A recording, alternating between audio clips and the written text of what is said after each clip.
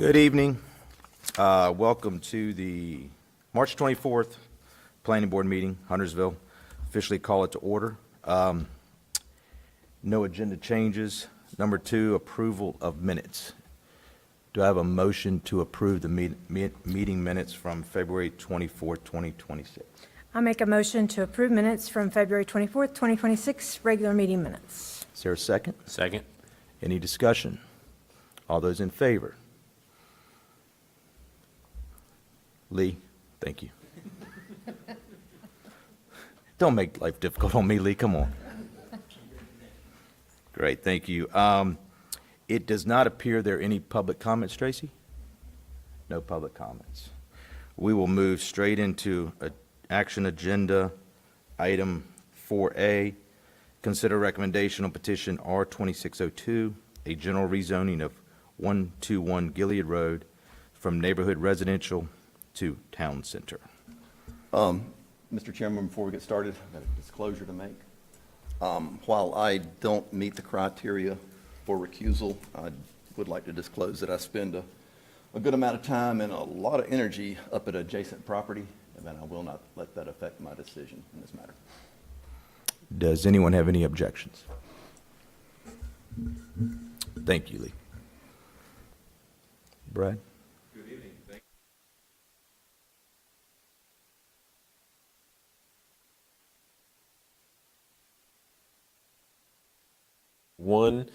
Gilead Road.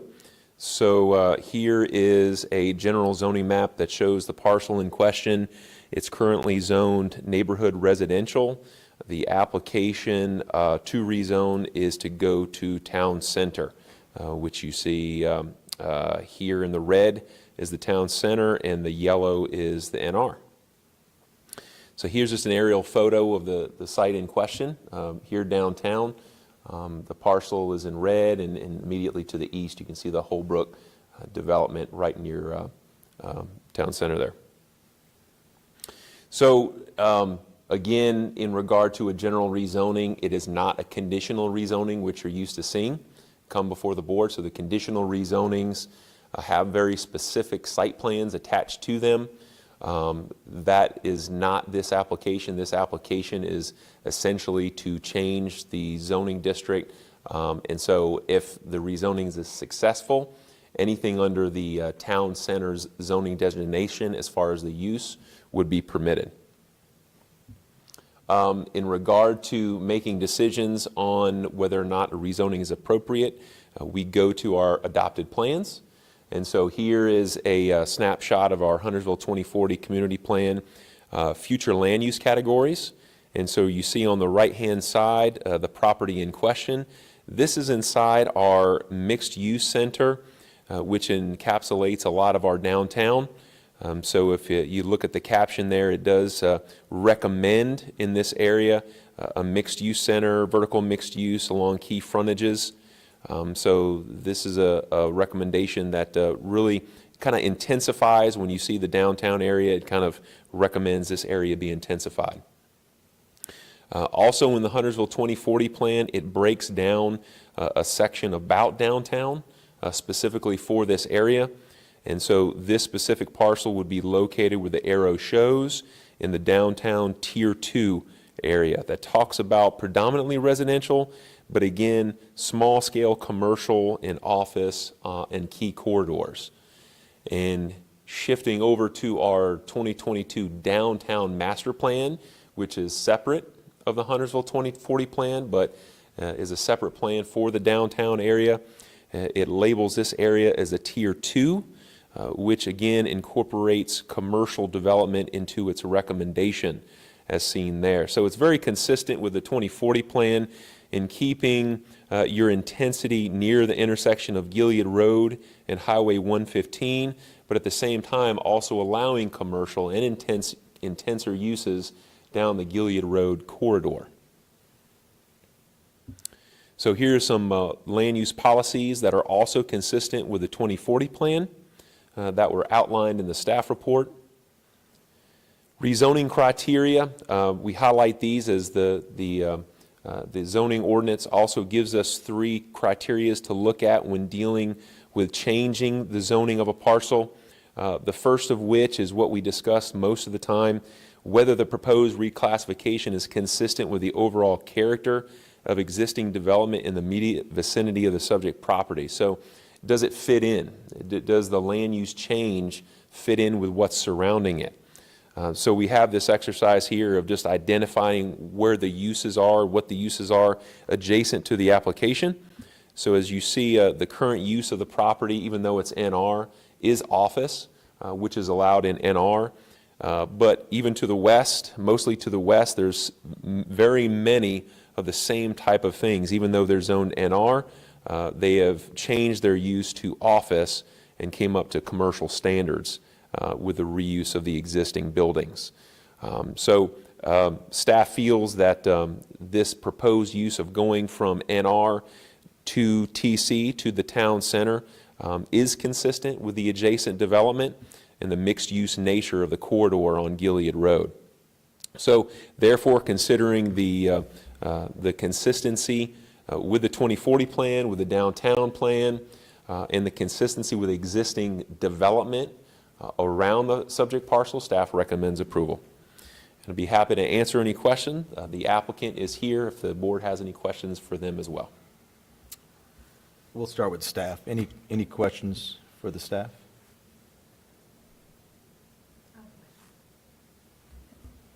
What about, I know we were concerned with possible people in the front yard of the space, like if it changes to like a restaurant, which was used at the board meeting, so people could use the front yard or could not use the front yard as seating, let's say? They could. Okay. I am not aware of anything that would stop them from putting outdoor seating in the front. The only thing that they could not do is block the sidewalk or get too close to the right-of-way. But if they had outdoor seating, and similar, if you think of Crafty Beer Guys and the outdoor seating that they have, similarly zoned, so that use would be appropriate as well. Lee? Can you back up a few slides? I'll tell you when to stop. Sure. Okay, right there. One forward. So the rezoning criteria, the very first one, proposed reclassification is consistent with the overall character of the existing development in the immediate vicinity. And then I think you bridged over to adjacent vicinity. So in the immediate vicinity, what is this property surrounded by zoning-wise?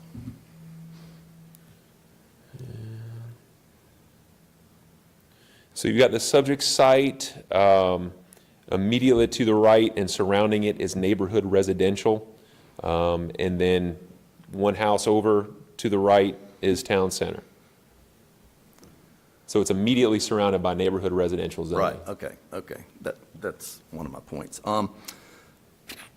So we went through this before in I think it was November of 2024, the use of general rezoning for the properties that are to the east here on this diagram. They're the two in red, 117 and 115 Gilead. And this board denied it. I think we had one in favor. But subsequently, we went on to the town board, and they approved it with the mayor breaking the tie, I think, as I recall. And so those two properties got general rezoning. Can you bring us up to speed on, I mean, that's been over a year now, how those properties are developing? I do not have any history on the adjacent properties developing. I can get that to the board if you'd like to have that.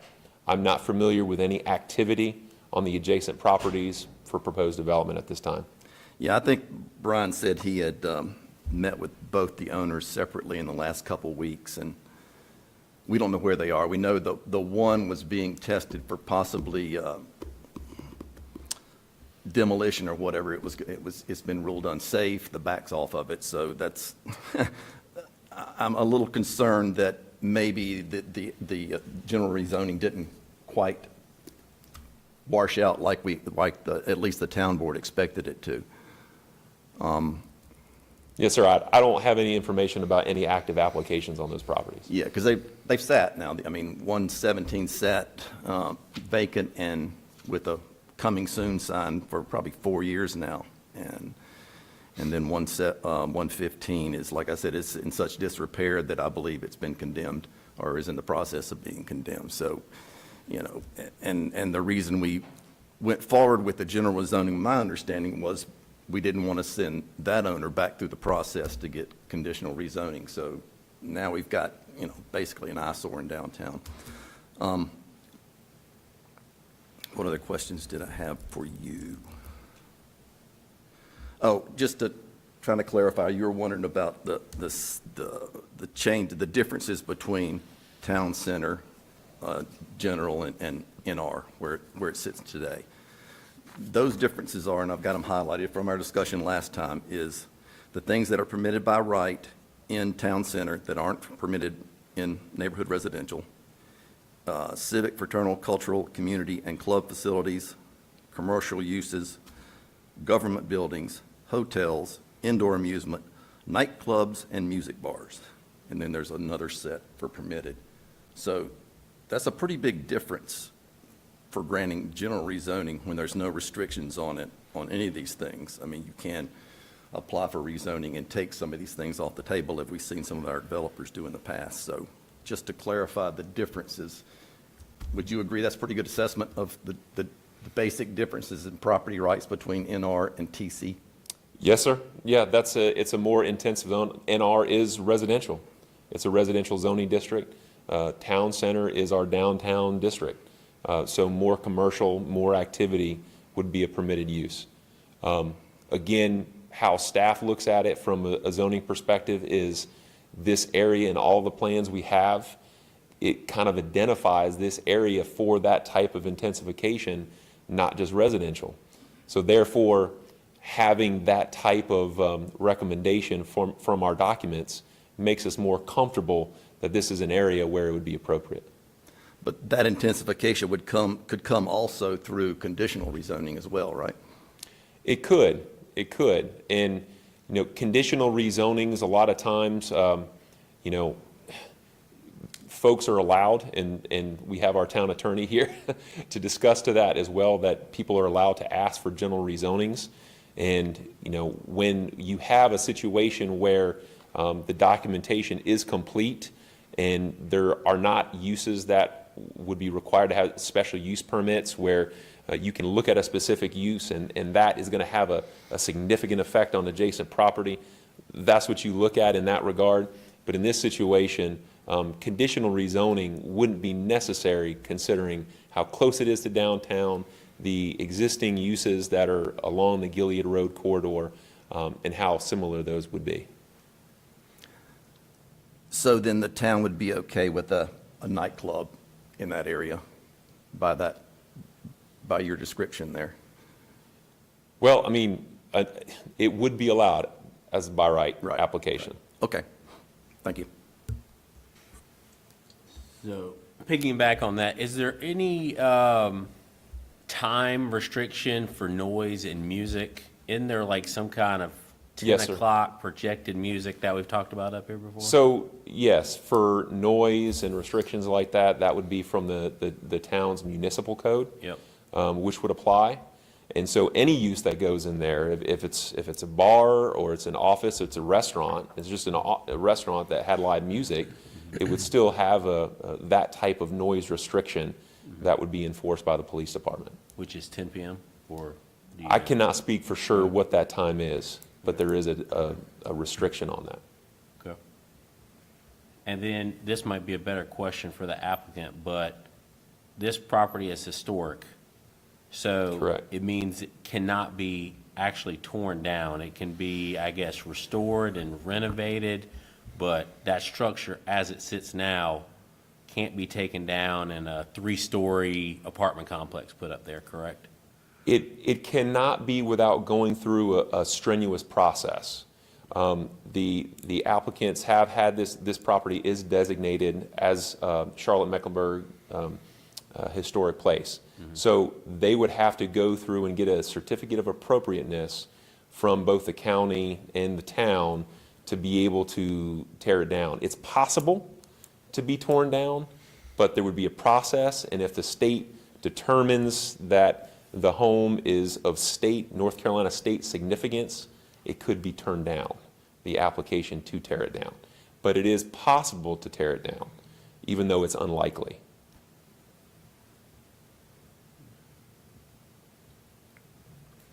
Michael? Just kind of saying that, that's in perpetuity, so this is forever. The land, which is literally yards from the center of Huntersville, would be under that particular policy. So it's not like a one-time shot. This is forever and forever, forever, forever. Sir, I'm sorry, concerning the rezoning itself to a different zoning Right. classification? Once it's done, it never goes back to anything else. Correct. It would be in perpetuity unless the town board decided at another time to rezone it to something So else. someone today who's a good character could say, yep, this is great, but a storm comes along, blows it up. They then have the right to do anything they want with it under, as of rights, correct? That's correct. And another element of the rezoning, however, it's looking at our ordinance and talking about potential tearing it down and rebuilding. It wouldn't just be the historical hurdles that they would have to go through, the applicant. We also have requirements about parking. We have requirements about tree save, which they have a few specimen trees on the site, to where it would be very difficult to put a very large structure and tear down the existing one in this location without probably needing some kind of ordinance modification and then have to rezone the property and come back for a conditional rezoning. So yes, looking at it, staff was comfortable to say this situation, this lot, likely the ordinance can do its work. We have buffers, we have requirements that keeps, noise restrictions within the town. We have parking requirements, we have tree save requirements that keeps development within the realm of feasibility and contextualized within adjacent development. So that's why staff was comfortable in this application. But if someone wanted to come and tear it down and kind of, go high, so to speak, there would be some restrictions that would be very difficult to overcome in a by right application, Well, in our opinion. Let me ask it a different way. Explain to us what rights are being given up by the town and its citizens by making that change. Because we're giving up some rights. Is that not correct? We no longer have the ability to review a plan anymore, site plan, correct? Well, I don't think staff views it as giving up rights. Well, no, that's not what I asked. I said, what rights? So your perception of it is differently, but what is it that the town boards no longer have the capacity to do once it's moved from neighborhood residential to town center? So if that was the case, if the town board chose to approve the general rezoning, then at that time, the town board, the development of the site would just be based on whatever ordinances are in the books today. And they could develop it and use the site how the ordinance reads today. So that's the general rezoning.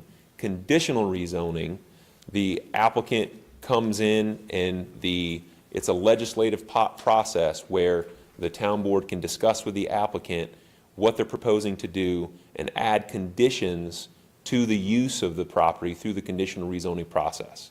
And so if they wanted to add a condition that it would always be a one-story home and it would never be able to be redeveloped again, if they wanted to do that condition and the applicant agreed to that, then that would be a condition in the zoning. So the two different processes, two different applications. So it's just the choice of the applicant has come through and asked for a general application, and staff has reviewed it based on that. The conditional rezoning would be different. The town board would have different abilities through that different process. So as I've looked at the prior meeting where the applicant presented, it was my understanding, you correct me if I'm wrong, that the historic elements to it really pretty much evolves around just the envelope of the structure and a stairwell. Is that correct? So the ordinance that we have in our files mentions the interior and the exterior of the building. Well, it's as well. different than what I heard on the recording of the actual earlier. My understanding was it's a stairwell and the envelope of the structure. Envelope of the structure may be the same thing of what I'm referring to as Okay. well, meaning the exterior Right. of the structure. Okay. Okay, I'll rest for a while. Any other questions for staff? The applicant is here. Would the applicant like to say a few words or have a presentation? If you'll just state your name, please. Brian Hines, HFH Investments. On the agenda, it says HFH Partners. That's the entity that developed Walk 23. Great questions. Let me try to start from the beginning. We bought this house in 2020, into 2020, as the sole purpose of putting an office in there. I have a real estate office in there. We also have civil engineer office in there.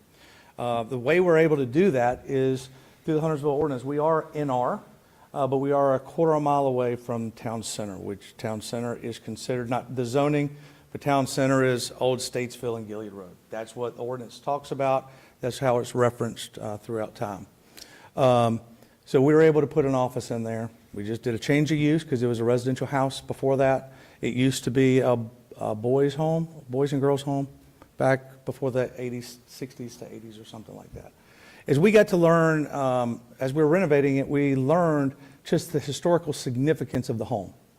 And just with it's 3,700 square feet, basically 8 rooms and a bathroom off the back. Feel free to stop by. I'll give you a tour. It's just a neat spot. We found that the Historic Landmarks Commission had already identified that, along with a lot of other properties in Huntersville, having historical significance. The historical significance really came from Leggett Blythe. Leggett Blythe, the school, Blythe Elementary, was named after him, famous author. And we actually, where he lived is where, if you're going down Gilead Road, you're leaving and you're going towards the interstate, you see like a bunch of CMU block going up for an elevator and staircase. That used to be Leggett Blythe's home after he moved away. And unfortunately, we talked to Landmarks Commission about that house as well, but it was in such shambles, it was not safe to even walk into. So we had to tear that down, but they only had significance in this house. So we decided to go that route just because of the ownership group said, this is what we want. So what we got designated historic, sir, is the exterior, the staircase, and the interior hallways. If you walk in there, we have 2 wide hallways, 1 downstairs and 1 upstairs. If we were unfortunately to have a fire and the house would burn down and the staircase was still standing, it would be a very tough way to unwind it. We have zero intention of unwinding historical designation. Our understanding is, first of all, the town of Huntersville would have to be willing to accept that, as well as the landmarks, the Mecklenburg County Landmarks Commission.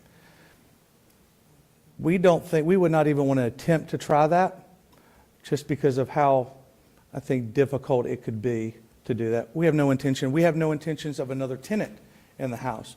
The reason we're coming before you today is last year, when we were part of the application, when it became a little divisive and some things going on, we decided to pull out. We didn't want to be involved in that.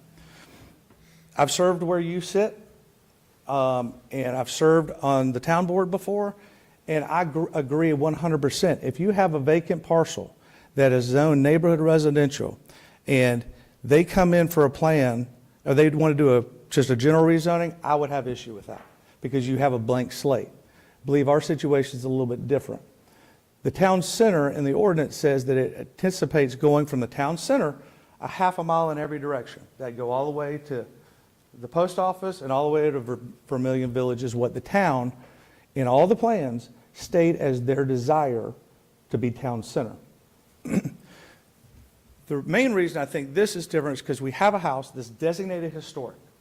We can do majority of those uses under NRC, we're not even CD, under NR being within a quarter mile of town center. The reason we believe this is necessary, why we would like to do this, is we try to be proactive. Let's say a restaurant comes and says, we want to, let me back up. Let's say that we decide to vacate our office. We want to rent it to an attorney, some use like that doesn't need a rezoning. Well, let's say we have like a outdoor, I'm thinking like an antique shop or something where they want to put furniture out there in the yard. We got 35 feet from our porch to the back of the curb or sidewalk. Well, if we came in for a special, if we came in for TC conditional, let's say that business goes out and they walk away. Well, then we'd have to come back for another rezoning if we wanted to put a restaurant in there. So only because, we could put a restaurant in there today, but if they wanted to put tables like Crafty Beer Guys does out front, technically we'd have to be zone town center. So that's the main reason we're looking to do this now. We're being proactive because as this town continues to grow, we just want to be ready for it. We have zero intentions. We have no tenants. This falls right in line with the downtown master plan, 2040 plan. We just decided to do it now. I'm here for any questions. Thank you. Any questions of the applicant? Lee,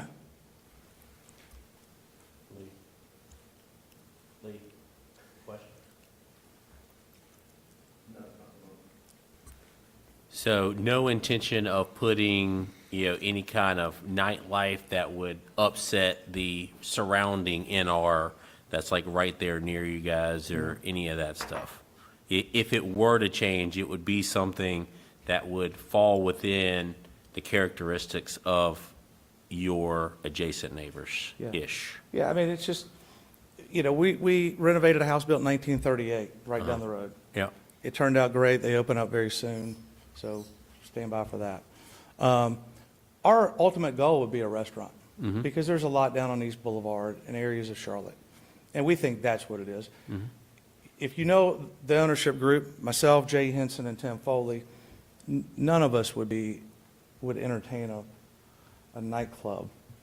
I can't imagine Huntersville wanting a nightclub down here. Right. But we would not. Now, the next question is, you may not always own it.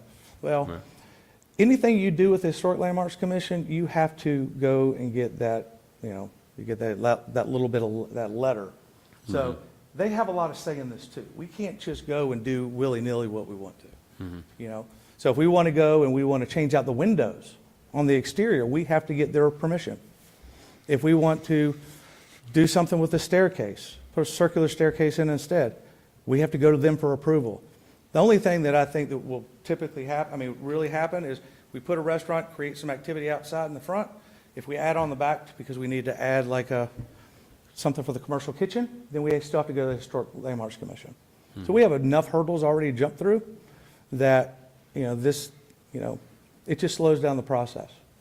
So. And I'm not All saying, things that we can already do. yeah, I'm not saying this would necessarily be a bad use, but would you entertain like a boutique hotel, like a 6-8 room hotel or something like that? The way the house I don't is- even know if you call that a hotel. I mean, we could do a bed and breakfast right Right, now. yeah. The house isn't really set up for it because there's 4 rooms down, 4 rooms up top, and all the bathrooms are on the back. So every room doesn't have their own bathroom.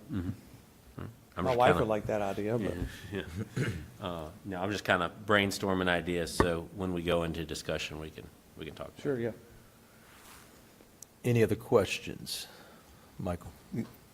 So again, I respect what you are willing to commit that the land will be used for, and the parcel will be used for, and the house will be used for. But how do we as a board account for what the next generation of owner will have the capacity to do literally just feet from the town center?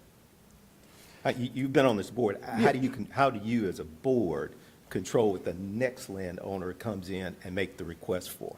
And I've seen, and I'm Yeah. kind of like you, I've seen a lot of zoning applications, and I've seen property owners who, by design, allowed their property to go in disrepair, so it would no longer be on a particular list for historic preservation. I've seen it such that, oops, a crane hit the side of the building, and it no longer is available for historic purposes. So I've seen lots of reasons why people can exit out of historic. I respect it, but at the end, I've also known that people are quite creative when they want something that they want. You're a good guy, and I'm not questioning your intent. I'm questioning generation number 2, generation number 3, generation number 4, because it's smack dab in a downtown that's just beginning to grow, and the last thing I think the downtown would need is something that's inconsistent with the character that it's trying to build. And what we're being asked to do is to perhaps relegate our ability to control what is character in line with where we want to see the city decades from now. Sure. Not years, not Yeah. months, but literally decades. So it's not a question of you and your character. It's a question of the next generations and what's possible once we redesignate it and what we as a board no longer have the ability to have any input on at all. And it's the character of which it will fit into the rest of downtown. Sure. Well, and I think one of the biggest safeguards that the town has is that historic designation. I mean, I think that's a big piece that gives a lot, should give credence to, the protection and the longevity of the structure the way it is. Yeah, but did I mention about the crane and the disrepair? Yeah, but we don't have Again, cranes next it's door not to us you. yet, but. You may not do that. Right. But a future landowner may not have the same intent that you have, may not have the same commitment to Huntersville as you have. Their motivation may be totally driven by a financial transaction only. You love the town, and I can tell you that, because you served, you gave your time. But I don't know about the next generation, and when we make this decision, this is not about you. It's Sure. also about generation 2, 3, 4, and beyond. Yeah, that's a tough question. I mean, I it know, really that's is. what I'm asking. I can't assure anything. I can tell you I probably won't care at that point because I won't be here. Well, I'm long gone before you. We all good. I don't really know, honestly, how to answer that question. I mean, I would love to be able to put conditions on it, and who knows, if we decide to sell this at some point, or something happens to one of the partners and kids get involved, we will do everything that we can, whether it's a deed restriction or something on top of what's already there.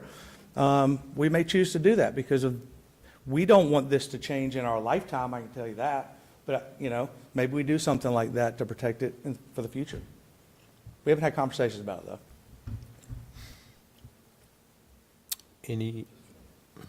Lee? Just the why you're doing this now, is that so you can entertain various leasing options? No. Then you tell me why you're doing it right now. Well, I think I think this is what the town is looking for. Downtown is getting a lot of activity, and we want to just be ready for it when it comes. I mean, the number of people, North, the Holbrooks, I think they're fully leased up now. There's a lot of people looking for opportunities in the town, I don't know if they're restaurants. I believe the Old Town Hall is under contract or LOI right now for a restaurant group. So, my partners may not, they may retire at some point. I may decide to slow down at some point. We may decide to go a different direction with it, but it's not right now. So the immediacy is not right now, or is it? No, I You think just- that, why not now? Oh, okay. I was asking why, but, okay, why not? Gotcha. Any other questions for the applicant? I got to throw this one last piece in. One of the things that we always end with is we really make the motions, is that we find this to be in the best interest, not of anybody other than for the citizens and for the town of Huntersville. It's in our best interest. So what is in the best interest for the town? We understand the benefits that will be gained by the developer, but what does the town get out of this? I would say we can handle that in discussion phase. I'm Yeah, just yeah, saying no, I hear- that's a no, no. posed question All respect, to just- be yeah, answered. sure. Yeah, it's a posed question to be answered. What do we get out of this? If there are no more questions, I'll entertain a motion, then we can move into discussion. So move. Lee? In considering the proposed rezoning application R2602, Gilead Road General Rezoning, the Planning Board recommends denial based on inconsistencies with the 2040 Community Plan and the 2023 Downtown Master Plan as follows. The 2040 Plan, LU 6.3, LU 7, LU 8.2, LU 11, EV 1.3, EV 2.2, DT 1, DT 2, DT 3.1, DT 8.1, and 8.2. Also, the Downtown Master Plan Executive Summary, Paragraph 4, calling for town engagement with private redevelopment to drive site-specific mutually beneficial outcomes. Also, Executive Summary, Section C.1, Economic Development, recognizing existing ownership patterns, and C.2, existing development activity. It is not reasonable nor in the public interest to approve the rezoning plan due to these inconsistencies. Is there a second? A second. Okay. Valid motion, a second. I'll open it up for discussion. You guys can start here. Lee, if you'd like to start. Yeah, you I'll made the motion. start. Where to start? I can run through the details behind the policies, but it's, again, I'll make the same, I'll quote from our 2040 plan. On the implementation page, it says, properties should not be preemptively upzoned based on future land use map until other areas had filled in proper. So it's suggesting that we don't go in unknowingly and preemptively just upzone parcels on a whim, on a, as a way to try to stimulate some kind of development. I don't think we need to do that. I think we need to be more proud of what we have and hold to a higher standard, which is one of the things we're giving up. You ask what are we giving up? We're giving up any kind of input into the problem. We're giving up leverage is what we're giving up, because otherwise you'd have to come back to the board with a plan, and this is what we want to go here. And this isn't, we use the leverage to drive higher design standards, to work with the developer on, developing what's right for them and what's right for the rest of the town. It's those kinds of things. And it's a big unknown. We're just saying, have your way with us is basically what the town's saying. I'll let you upzone. Your property's now worth more, and have at it. So I think we're losing a lot of leverage by just giving up general rezoning. I know this is the second time we've done this, and we asked Brian before when we did this to look back and find other cases of this where there was a developer-driven general upzoning, and couldn't find one. I mean, the town did it when we put the commercial center out there with Southwire, but you just don't see it, especially in downtown with such a critical area for development, that we're giving up control of what goes where. And I read you the things that are possible. And this isn't about Jay and Brian. We love Jay and Brian, and they will do what's right, but it's about what comes next. Historic designation, a new owner can undo it in a year. That's all it takes, and then it's free range. I've looked into it. It could be, and noise ordinance doesn't, I mean, this thing's surrounded by residential. This thing could go back to residential. So, I mean, as far as the noise, but it's more than just noise. We always hear the noise, but it's a spillover of having a commercial property next to a residential property. It's the dumpsters getting dumped at 4 a.m. Yeah, I mean, the crowd, it could be the worst case example I could put you there would have been Easy Eddie's. If anybody was here long enough to remember Easy Eddie's, wasn't too far down the street, and yes, it was a biker bar. And 2 a.m. they pour out and throw their empties in the hedges and jump on the Harleys and ride off. So how are you going to enforce a noise ordinance for somebody that rides 20 feet into a public street and then they're off on their own? So it's just a clash of housing types there, or business types that causes the problem. And this is, like I said, it's surrounded by residential, and until such time as more of that residential rolls over to commercial or soft commercial, then I don't think it makes sense. Michael, you seconded. I'll give you an opportunity. I mean, it's great if we're able to predict what the future holds, but we have no idea what the future holds. And the 2040 plan and other policies specifically talked about an application being consistent with the environment of which is being built in. In other words, it's not going to stand out in some strange way. We have no real assurance, no idea as to what will be there by the time a real application comes forward. So we're asked to say yes to something that a futurist plan will define what it is. So I'm thinking this is a moment where you're very reluctant. Again, it may not be as significant if it were not so close to the center of the downtown district. But this is absolutely at the center core. If it were further out, you got less risk. But this close in, you literally are in an area where you will need to have walkability, where you need to have all the factors which are clearly defined in the 2040 plan that whatever the application is would need to be in compliance with. And we don't necessarily get an assurance, nor do we have the control to do that in the future based on making a change today. Any other discussion, comments? Yeah. Chris, please. You can go ahead. Jennifer? Yes, thank you. I tend to agree with staff's take on this. In the past, I've always been concerned about spot zoning, and it can get dangerous when we start to rezone properties in the middle of a cluster. And so I can understand that we're doing that, but this is on Gilead Road. It's a main corridor that runs through Huntersville. It's so close to town center, and it's already in our established plans that we have, that this is a town center property. So whether it's rezoned today or in the future, it's going to happen. And the applicant is asking us to take a look at this. Staff agrees, it fits into our zoning ordinances. I think it's a simple, easy transition to go to town center on this property. So if anybody agrees with me, I'd love to hear your comments.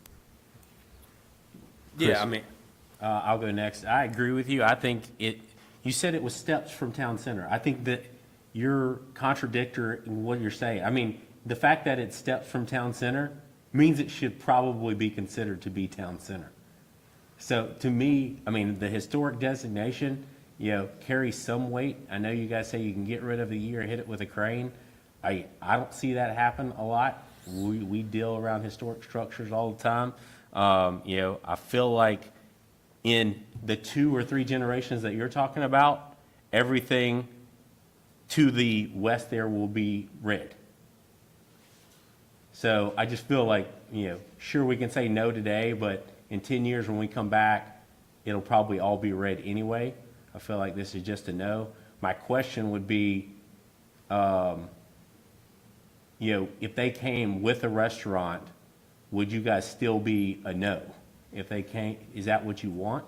You If I want them saw- to if I- come with an actual use? Yeah, I mean, if I saw a plan, then we're now taking action on what is to be real. Right now, we're saying, sure, okay, and have no idea. I mean, I respect the group that came in last year, who had the Asian restaurant that was put up. They had albeit they weren't required, they had all the details behind exactly what they were gonna build. So our risk was relatively low. Except This one, we've got, for- this is right down the street, left-hand Right, side. except for that's one of the ones that's in question now, right? I understand that. Yeah, okay. But what I'm saying is the risk was lower because it was a known entity of what was about to be created. Mm-hmm. So it wasn't like they were fighting just for general purposes to be ready for something. Mm-hmm. They came in with lots of work on their part to Mm-hmm. confirm exactly why and what they wanted to have that property to be used for. Mm-hmm. This one, the town, basically what we're saying is that, yeah, we know it's within the town center, but exactly what is it that we want to see in the town center at the time it's being developed? It's not that it's in the town center. Is it consistent with what is expected to be built at the time it's being built? This could be, 20 years from now. So we're saying it's consistent. We have no control at that point. It's 20 years too late.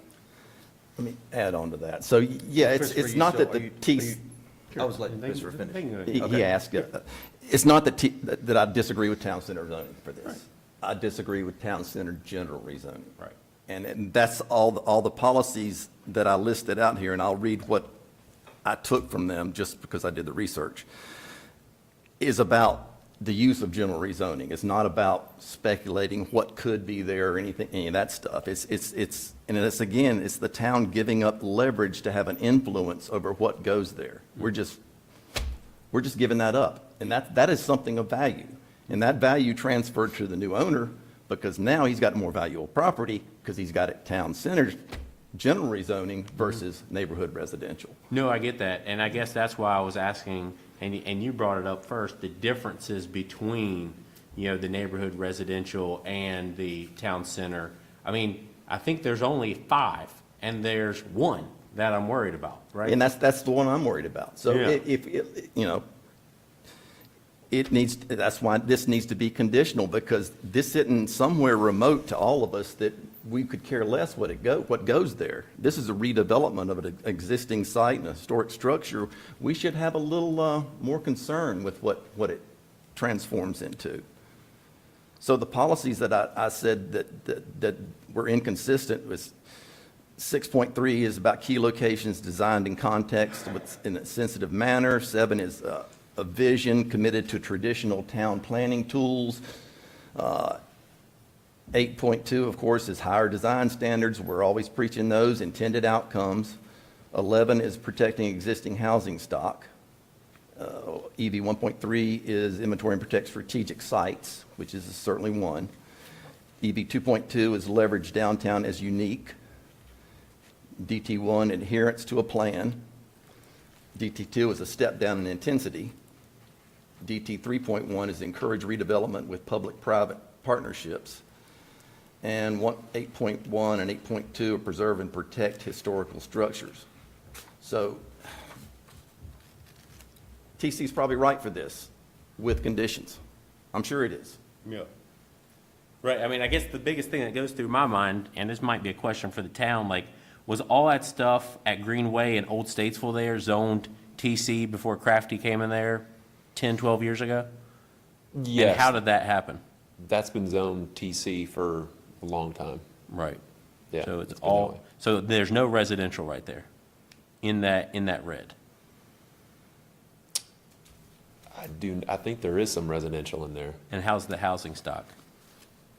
How is the housing stock?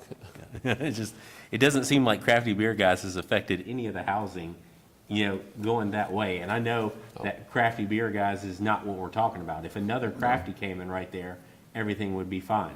Well, maybe not for, Yeah, Right adjacent properties, it'd need to but- be conditional with Right. business hours. right, yeah. But, yeah, I'm worried about one use, and then my mind goes back to what can be put in the deed and how does that work to eliminate a nightclub use? But, Any other comments from anyone else? Not to shut you off, Chris, No, but yeah. you're good.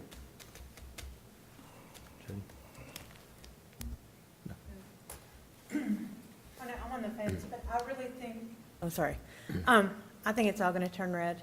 And I think that the idea of having another restaurant, and the goals are to have 10, 10, 10 of the restaurants, food service, and retail. And we're not really close. I mean, we're really looking at maybe 4 restaurants downtown, coffee shop, and then we've got like maybe 3 different places to, just for beverages. And then we've just have even a few retail shops. And this kind of, even if it's not a restaurant, which I think it would be a good use of the space, it would be a great place for like an antique shop or something that's got historic prevalence there, which we definitely need to embrace in the town. And I just don't think TC's a bad use for this spot at all. I'll speak, oh, boy. Yeah. I just don't look for a club to come to Huntersville. Maybe it's naive. I don't know. I've got a couple comments. I think this is much a philosophical discussion and decision as anything. I hear Lee saying the town can have more control through the CD process. Absolutely accurate. I also always lean on private property rights. And by sheer having an ordinance, we have imposed on those private property rights. So I do lean towards that. The less we can impose on that, the better off we are. And then I sit here and look at this as, development isn't always systematic and goes down the street. We are literally talking about one property between what is now unconditional town center and this piece. It's not spot zoning. I think 2040 plan envisions Gilead Road. There's already a fair amount of offices, commercial. I go back to a conversation I had with Jack Semino when he was still here. And when I joined the board, I was always thinking the best thing that could happen is somebody come in here and assemble, a large swath of land, tear everything down and go up big. He goes, no, Scott, that's not the way I envision it. He goes, I'd rather see these small parcels being preserved and developed individually. And I think by having this happen, yes, do we give up some of the control by having general zoning? Maybe, but I think it also, and Michael, you're right, we need to make decisions based upon what is in the best interest of Huntersville. But we also need to look at it as we need to encourage and support private citizens, developers that are coming in, spending their money, taking their risk to invest in the town. So I'm looking at this as something I support. Any other discussions, or I will call for the vote. Just one more comment. just a little historic perspective on the other two that got this same rezoning. So, again, no conditions. This property, especially the 115 property, is now Town Center General and set for tear down, and we have no idea or control of what's going to go back in there. And it's literally 200 feet from the main stoplight down there. So I just hate to see that the town slut themselves out for general rezoning. Lee, is that any different than basically taking the intersection of Old Statesville and Gilead and going on both sides of that? You know, very few of those are conditional. That same risk is associated with all the other properties in Town Center. Yes, and those have been there for a long time, you know, as old as Ginyard Gardens probably. And once we started to grow, we realized that we wanted to control, and we started using conditional zoning exclusively. And that's where the philosophical difference is And coming. there we go. And this one's, I mean, the previous general rezoning, those were a little, you know, we pushed those along because they gave us a reason. I mean, the food truck owner wanted to get in there and had specific plans, and the other one had sat there long enough that we were ready to see something happen. And you see what's happened so far, and now it's well, you know, it's, let's be proactive and do it. Well, I don't know. I don't know how that's proactive. I think that's just taking advantage of our good graces. Go ahead. That's all. So you don't think it would be easier to sell to a restaurateur that you can come in here right now, today, next week, or as opposed to going to them and say, well, it's not zoned for you yet, but that process is 2 to 3 months out if you can wait, and then we need a vote from the board? Yeah, that is that transaction. We give up our influence, we give up our leverage, and the owner takes that value as his property increases. So yeah, that's what we're doing here. We're saying, go sell it for more. It's worth $500 a day. You put it in Town Center General, it's worth, you know, $800. We just find a tenant that, you know, helps the town grow and become more like what Or the if they're going to downtown keep it, and I mean, So we get a little benefit out of it. It's not all going to. oh, we the would, owner. yeah, we get some economic benefit out of it, Yeah. sure, as an ongoing business, and there's a business in there now. So that's just, you know, my question about why now? There's a term that I periodically hear of positivity bias. And that is that when we make decisions, we always anticipate the absolute best that can happen. We never anticipate what the downside is, or rarely. And I think what we're doing is we're going through an exercise of, do we really believe that this is good stuff that's about to happen? Or do we leave the window and the door open for something less than we desire to come in? And, you know, we all make our own decisions regarding that, but I'm one who tend to be a little bit more conservative. And reason being, because there's nothing greater showstopper than having a wrong kind of placement in your downtown. Something that absolutely inhibits the ongoing growth or distracts away from the beauty that you've already developed. And I think if there's anything that I'm likely more concerned with, being a little bit conservative to ensure we get it right than necessarily saying, yes, let's keep just going and feeding the fire. But the reality is that there's going to be some points and times where we need to take some time to see what's happening. And where is the higher value in really doing that in the most important part of your city? And this is it. We do have a valid motion on the table, and I will call for the vote. Those in favor of this is in favor of the motion to deny, sorry. Those in favor of the motion to deny? 2. Those opposed to the motion on the table? 4. That motion does not pass. I was asking, am I allowed to vote? I will vote in the negative. We can open it back up for another motion. I got one. In considering the proposed rezoning of petition R26-02-121 Gilead Road General Rezoning, the planning board recommends approval because the town center district zoning will be consistent with the 2040 and downtown master plans. It is reasonable and of public interest to approve this rezoning because it is consistent with future land use implementation policies and is consistent with policy LU 6.1, 6.2, EV 1.2, 2.2, 2.3, and the gathering principle of the 2022 downtown master plan. Second.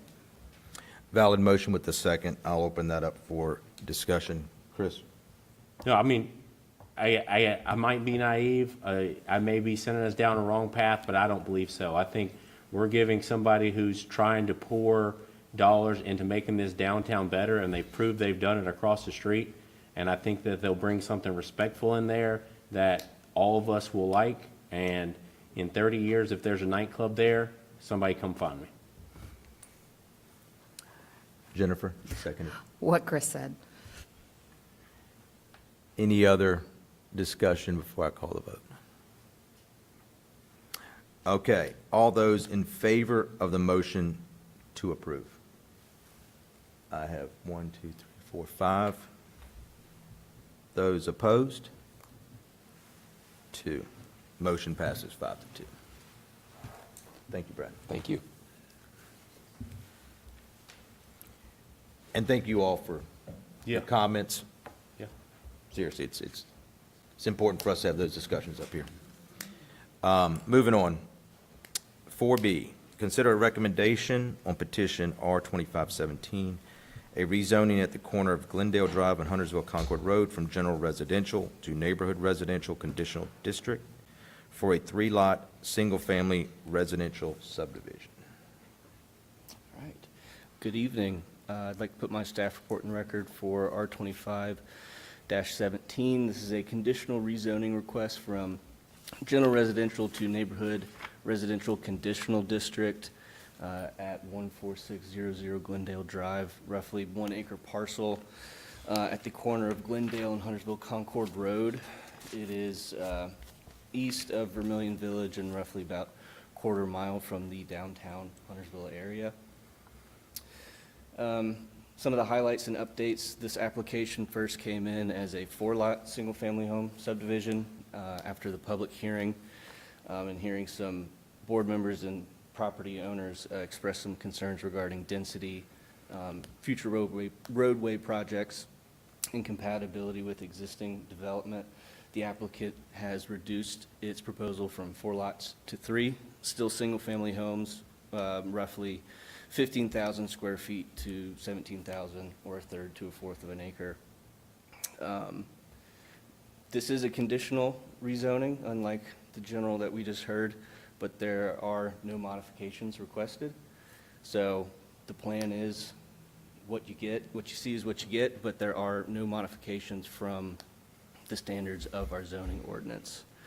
This is a minor subdivision, so there's no infrastructure being installed. It's using existing public right-of-way, no roadway improvements there. But there still is canopy, specimen, and heritage tree save. There's no heritage trees on site. There are specimen trees, which they are saving the minimum. They do have 5 additional specimen trees that they will put tree protection fencing around, but they do not have them marked as saved.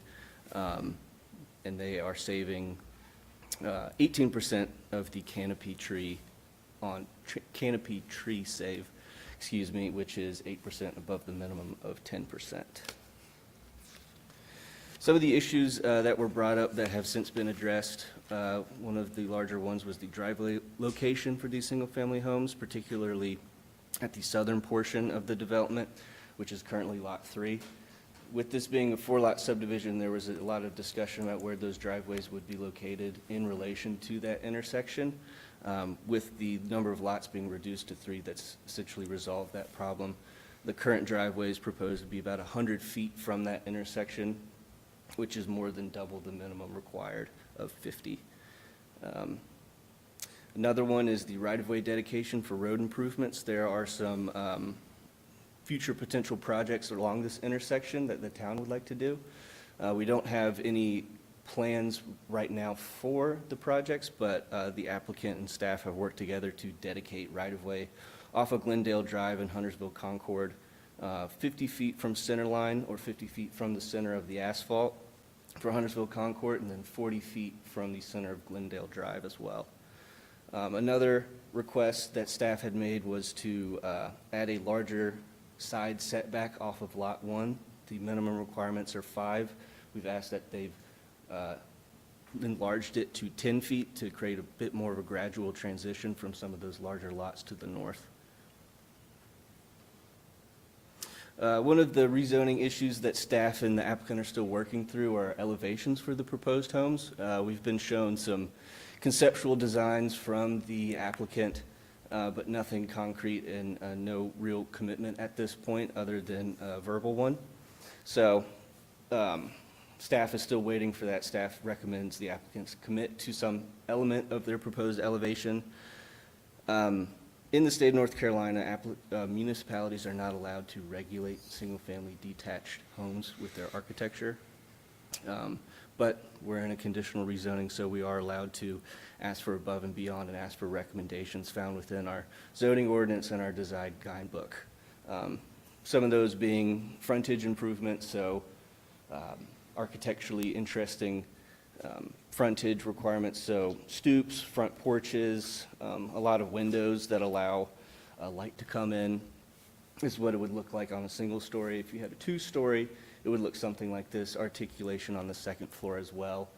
Our ordinance also brings up recommendations regarding compatibility. So we're looking at what is surrounding it, what the homes look like, how large they are, the massing, the scale of it. So roughly around this area, you're going to see anywhere from 1 story, 1.5 to 2 story. That's something that we would ask the applicant to adhere to instead of going to maybe a 3-story where it would look maybe a bit out of place.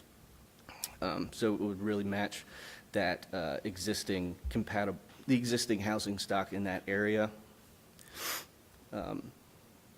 As well as compatibility, we're also going to recommend the varying of architecture. So in this image, you can see along the street different frontage conditions there. So one might have a stoop, one might have a front porch, one might be 1 story, one might be 1.5 story, one might be 2 story. So you're, blending that where it's compatible in scale, but also varying the architecture so they look like independent homes as you're walking through them or as you're driving by. Again, all of these haven't had any type of apprehension from the applicant with this, but we just don't have anything concrete right now. So we're just looking to get either some elevations submitted or potentially changing some conditions that would be a bit more specific to what we're asking for at this time. 2040 plan supports this through several land use policies. It's in the town core of the future land use map, which encourages a variety of housing types, variety of densities. This would fit within that intensity by 115, by 77, within that 2-mile barrier, developing where there's infrastructure, and then one of our environmental policies about keeping more tree canopy within urban environments. One of the opportunities that we're still looking for, again, is that architectural commitment to those elevated design principles. Staff is recommending approval of this with the following conditions. Again, the one on the bottom about incorporating elevated design elements, could change slightly based off of what we receive. It could be more specific later on. That's the end of staff's presentation. The applicant does have a presentation, but we can stop if there's any questions. Thank you, Mr. Patterson. Any questions for staff? Go ahead, Jody. Who's got, Jody? Jody. On the site plan that was revised with just the 3 housing lots, so we have no footprint of how that driveway goes into, I don't know, let's say the garage or the actual footprint of the home at all, and how that will be actually sat on the sites? Not Is at that this, correct? not You at don't this have any of time, that? no. Okay. So that'll be a part of the architectural stuff, is it a front-loaded, is it side-loaded, things of that, but we But we don't don't we have that. typically have that at this stage, or is that, I would say, given the scale of this site, there's not much variation that I think you would see with home placement. Okay. But that is something that, we can request from the applicant to do, to put a building footprint there. Okay. You do have a building front range at the front there, so 30 to 40, so that's where the front facade has to be. So that gives a little bit more specificity to where the home would be placed, but the actual design, no, we're still working on that, Lee? Let's see, under your staff plan, or staff report, under site plan description, I have to explain something to me here. The second bullet, the property is currently zoned general residential. The general residential zoning district is not intended for development projects in Huntersville which are initiated after the effective date of this ordinance. What does that mean? I copied and pasted it from the ordinance, isn't that great? No, it's typically the general residential zoning district are for older properties or subdivisions that were done under Mecklenburg County zoning ordinance. So the largest is going to be Northstone, Burkdale, things of that nature. And then you have smaller family or minor subdivisions like this. So anything that was essentially approved prior to 1996. And you do have some lots that are just next to those subdivisions that are zone GR. The GR residential zoning district has none of our form-based code in it. It's just a very straightforward minimum lot size. Here are the setbacks. You can build a single-family home. That's put in there to encourage situations like this, a conditional rezoning to a different zoning district. In this case, it's going to give the applicant more density than they would have with the general residential. So this effectively discourages redevelopment in general residential? Correct. Okay, okay. Or encourages rezonings as a part of that. Always embrace the negative. And then why, with no conditions, why not go for general rezoning? Seems to be easy. Is that a trick question? No, I'm serious. There's no conditions you're placing on this, so why? And maybe Mr. Bowman can Well, explain. the conditions are placed on the site. So what we would approve is what they would have to build, them or someone else. They couldn't build the same thing, just go to NR general?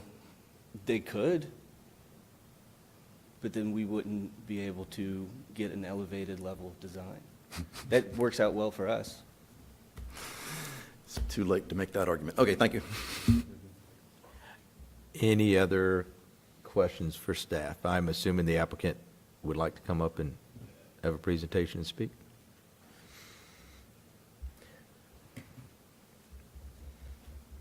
Nate Bowman, 205 South Church Street. Drew Bowman, 207 South Church Street. I'll answer the first question. The reason, we had a builder, Brookline Homes, lined up. They've been building in Vermillion, and you probably know them for building the houses on the hill in Mill Village that we did with Brian Hines. And once staff supported the 4 lots, but once we went to 3 lots, we lost our builder. And our 86-year-old lady had to take a price reduction to make the numbers work. So, there's always cause and effect. And so reducing a lot on a property that was pretty expensive to buy just to try to revitalize the area, we lost our builder. So we're now meeting 2 other builders, both who built in Vermillion. So what you've seen on the larger homes in Vermillion is where we're going to be at the end of the day. And this will be the 81st parcel we'll be adding to Vermillion. So let's just go ahead. Oh, and as To a- answer the question you just had, going NRCD on this, we're limited, we're proposing 3 lots. If we did just a general NR, we could put, 1 apartment building on this that had as many units as we could park. So doing the conditional on this limits us to the 3 lots that we're proposing. And the condition we added for our neighbor who planted all his evergreens on the property line, we gave him an extra 5 feet, so it's a 10-foot side setback. Which And- matches what his His setback is- GR is. zoning setback is. And we have the tree in green is where we're having, what do we call it? The canopy save. Canopy safe. So that kind of buffers us from the back of the Covington neighborhood. Even though we have a shed and a fence from the Covington neighborhood on our property that has to be moved. All right, let's go through our thing. This is the one view of the house. Couple more views. We'll kind of hold it there for a minute so you kind of see what this looks like. We have saved houses. We're saving the house next to ours on Church Street, which is the oldest house in Huntersville. We're in the process of going through the same thing that Brian did with the Charlotte-Mecklenburg Historic Commission. But you can obviously see this is one that doesn't deserve to be saved. This is probably our 17th home that we've demolished that wasn't worth saving. Okay. There's a swing there, but that was pretty good. And then there's a deflated pool. This is, you know, one of the neighbors right across the street is Bobby Presley. He owns the bar in town, and he's definitely in favor of us developing this and cleaning it up. That's his house, and he's been staring at that across the street. It's always nice to have one neighbor that's definitely in favor of what we're doing. We did a little traffic count, and you can go to the next one. And of course, there's my mark out on traffic peak times from 3 houses. So it's not a significant increase in traffic, but it's important to look at in the future. There are a lot of new road projects that are going to be happening that should reduce the traffic on Glendale. Let's start with the one furthest to the east. That's the Fairtown Parkway, which my understanding is going to be under construction, giving another north-south route where people can cut over sooner. Up in 2028 at the top, that's the Stumptown Road extension, which is planned to be under construction in 2028. And then more in town, Walter Street, the town has purchased the property to connect Walter Street onto, what's it called now? Siegel, which will go through, rerouting through Vermillion Village, and it will continue on eventually to Stumptown Road. So those are 3 new north-south connectors that will be happening. This was Brookline. This is just an example. They hadn't picked their floor plans out, so we're going to have to scramble.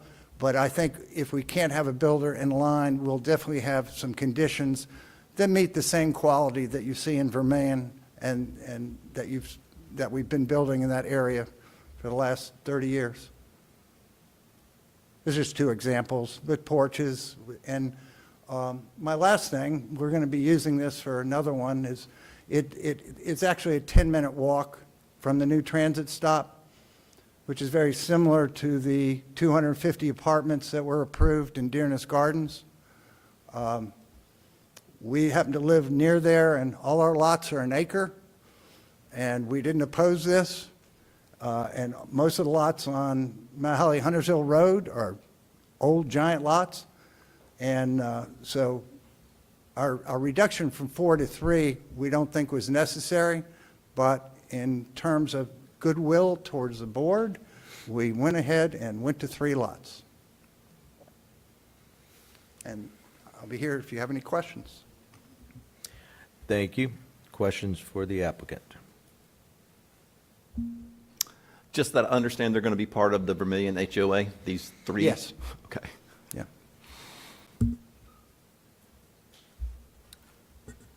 Any other future plans for that area?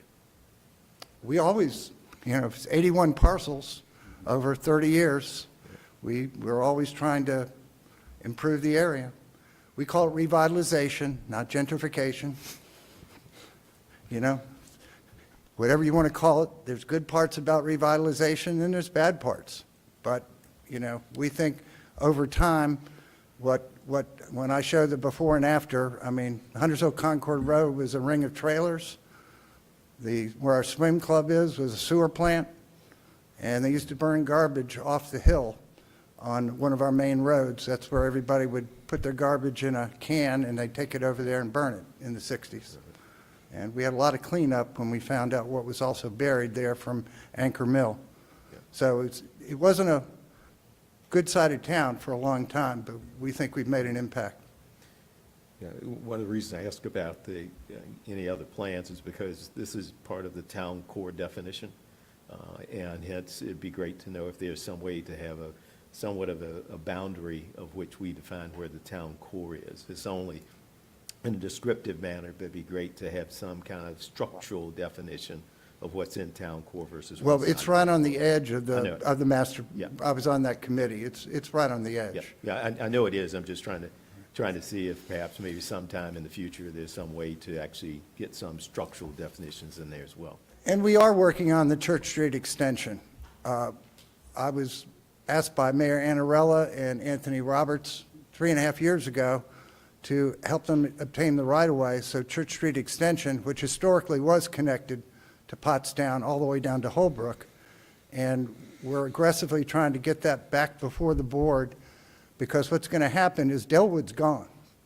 That crossing's going to be gone with Stumptown Road. And so the only way for traffic coming up Delwood out of Vermillion is going to be going down Central. So we'll be having a neighborhood meeting at the Delwood Community Center to show them that plan. Do you know what date that is?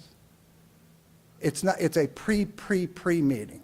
13th and 14th of April. And so we feel that's the next important connection, because there should be a north-south connection as far as you can go on this side of the tracks.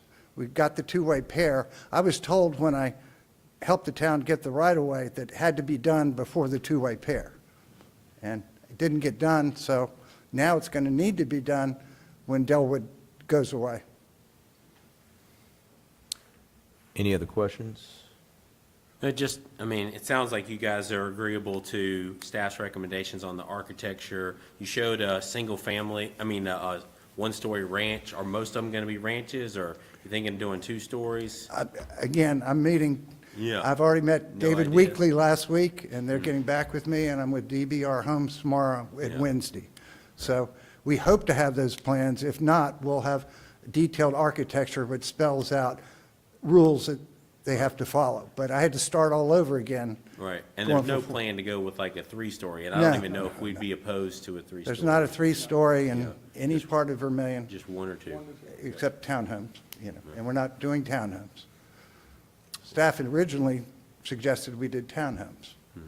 And is there any they're paying HOA dues, I assume they're gonna be going to the pool. Is there any kind of walkability study that you do? How far, I see that they're a 1/4 mile away from the transit stop or whatever. Right, the Clark Creek Greenway is being designed as we speak, which will take it all the way from the Anchor Mill, all the way almost to Asbury Chapel Road. So Okay. the Greenway will be in, we have 2 pools. And this connects to that greenway or close enough, it's, other than just crossing Yep, Huntersville he's got Concord. The lots directly across Huntersville Concord. Right. There's the smaller houses, they're on 30-foot lots. Those are part of Vermillion there. Right, yeah. Yeah. You're just And the crossing trail, Huntersville Concord where the to red use your arrow- pool, I guess. Where would that be red a arrow is, deterrent. where that red arrow is one of the trail connections right there. Right. And we built a sidewalk on the other side. And there's a There's- hawk There's a- crossing. At the Cinnabar entrance to Vermillion, there's a new crosswalk There's a there. hawk, yeah. And our sidewalk extends up to the edge of Vermillion Village there. How far is, the town is currently working on sidewalk improvements along Huntersville Concord. Does that connect to Vermillion Village? Yeah, so Okay, sidewalk is coming along Huntersville Concord that'll connect Right. into the Vermillion Village. And they're There's a looking at a crosswalk possible roundabout there. That's why we gave them the additional 50-foot right-of-way. On the topic of walkability and sidewalk, there are no planned sidewalks for these 3 parcels, though? What is Not your- at this time, because we're not sure what the town's going to do with the roundabout and what street improvements they're going to make. So, not at this point. Okay. And staff is fine with the idea that there's no, Yes, there are immediate plans to put sidewalk and side path off of Huntersville Concord that would, I think, go from all the way, connect to Vermillion to the downtown, past that point further to the east. I guess I'm just thinking about the other residents in Glendale, again, trying to connect them to downtown. I don't feel like this is necessarily doing that. Does it make more sense? And I get what you're saying, that if you put it in, they may be torn up. Torn out. Yeah. Okay. Any other questions? We'll entertain a motion.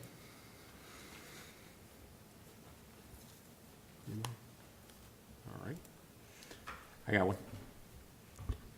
In considering the proposed rezoning application R25-17 Glendale Drive subdivision, the planning board recommends approval based on the plan being consistent with conditions.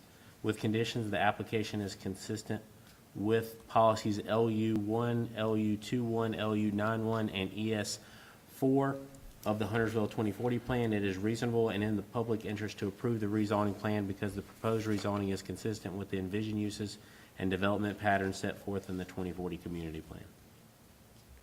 Is there a second? Yes, I'll second. Do we need to define the conditions? As I read that, I was like, dang it. Okay. We're discussing, right? No, Not well, yet. yes, we do. We have a valid motion to second, so Yeah. we're in discussion, yes. Okay. So during the board meeting, there was a lot of residents that live in like the Huntington Glen area and other areas through that area that did not like the idea of the much smaller parcels that back up to their residence. And I do see easily that across the street, the density is there. And we are, like Michael said, right on the edge of town center. But I do hear those residents. There's quite a few of them that spoke up and did not like the idea of having such much smaller lots there. And I don't know, I agree with Scott saying about the sidewalks, like, it could be a benefit to those that do live in the neighborhood. If we're trying to find something beneficial, if we did approve this, to possibly add sidewalks to help move them, like if they did go in front of the homes, that would help move them down to the accessible sidewalk that would be on Mount Holly Huntersville Road. I think there could be some conditions here to hopefully, I don't know, maybe get Huntington Green on board to like help the citizens kind of more embrace this than be so against this being added to what they consider their backyard, really. So I was it's the something to think broker, about. I was the broker that did the neighborhood back in 1987, I think. And at that point, nobody wanted to be on that side of town, and I wasn't a developer at that point. And, that was back before the new ordinance. So in the future, nobody was thinking about large lot development near a downtown. But if you look at Covington and Crown Ridge, not only are 30-foot lots, 80-foot lots are, the average lot in Covington and Crown Ridge is 75 feet. So you're dealing with a very old subdivision that was GR before we started the committee and with Jill Swain and everybody on it in the early 90s to draft a new ordinance. So we're just trying to get everything up to speed and going to 80-foot lots.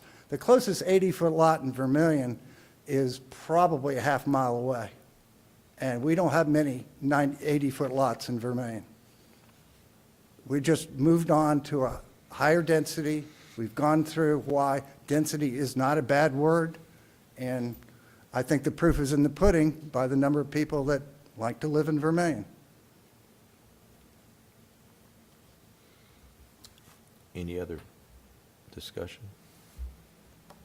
Jody, you'll have to, so the people in Covington are on like a half-acre lot, but they're opposed to like a third of an acre lot? At that time, honestly, there was 4. Oh, okay. So we'll clarify that first. It's really the Hunters Ridge neighborhood. Oh, Hunter's Ridge. Hunters Ridge. Sorry, Hunter's And, Ridge. Yeah, so that is different, that is different, so. I got you. I don't know, I just feel like if there was anything we could do, I mean, I know they're putting in the buffer, that's Right. nice, and matching up to the evergreen, but just if there was something that we could just, I don't know. So you're thinking the sidewalk up until you get to the proposed traffic circle, so nothing has to be torn up? Hunter's Ridge, Huntington Green or whatever, is that? Hunters Ridge. Hunter's Ridge. Hunters Ridge. yeah.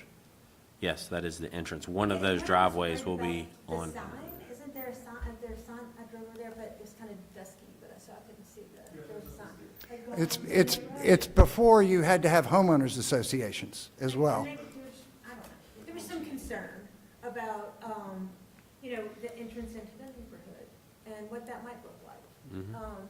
So I just think there's some things there we could just think about. There was quite a few people that were very disgruntled at the. One benefit to those neighbors is there's an HOA, so that backyard situation that's up there now won't occur for the neighbor that's to the north there in the side yard. So that's a plus, and they won't be able to park a 40-foot RV on their property line either because they're in HOAs. That's a good call. Yeah, there are some limitations Yeah, by this good that call. we don't currently have. Yeah. And there is a large value to the right-of-way that we are dedicating to the town. You know, we're not just reserving it and looking to sell it to the town later. And the amount that the town has paid for other right-of-ways, for sidewalks and other stuff, there's, just that dedication alone is valuable. Chris, just to put you on the spot, your conditions? Yeah, I was looking at that before I started reading something else. Yep. Does anybody want to make a substitute motion or an amendment? Or just an amendment. Patrick, can you go back to, So just to clarify, are you wanting to add to your motion that you're incorporating the recommended conditions set forth in the staff report? Yes. Okay, Can I say that? yes, All right. Do I need to re-say it, Trish? I think you can just amend it, right? Yeah. correct. Yep. Yes, that's my amendment. I accept it. And I approve your amendment. And Tracy, are you clear enough about the conditions? We have a new amended motion and a second. Any discussion on the amended motion? If not, all those in favor? Oh, there was no discussion? All right. Lee, nothing? Oh, okay. All those in favor of the amended motion? That is unanimous. Thank you. No opposed.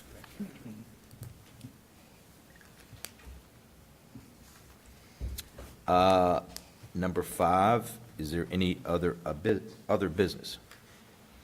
I see none.